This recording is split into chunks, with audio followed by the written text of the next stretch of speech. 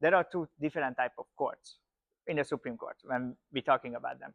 One of them is the more liberal version of the Supreme Court, but it's more the progressive.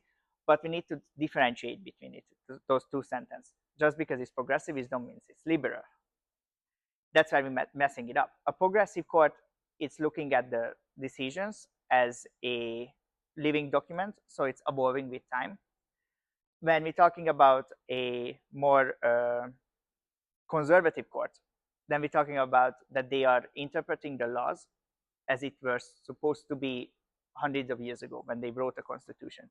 So I made an argument, and I think it's on the last video, that currently the court, I think it's a progressive court, just be going to the right, not the left. Yeah. No, and it's such an interesting conversation because I think you can almost apply that to some other concepts as well. That the way we're looking at kind of left and right Yes. aren't necessarily what progressive and conservative mean. Yes. And I think that's kind of where you're going with that. Yes. Because it's interesting to look at the court that way, because that's a totally different interpretation of what I consider progressive.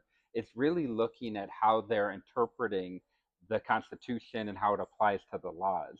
And that's interesting, you know. And if I really want to make a really rough statement here, so don't judge me when you listen, I do believe that currently the Republican Party are more progressive than the liberal, than the Democratic Party. Yeah, you're gonna have to explain that because I don't know if I agree with you on that. Yes, but because I'm looking at the word of progressive, Okay. means that they try to change it, and they're changing the status quo currently, but in the right.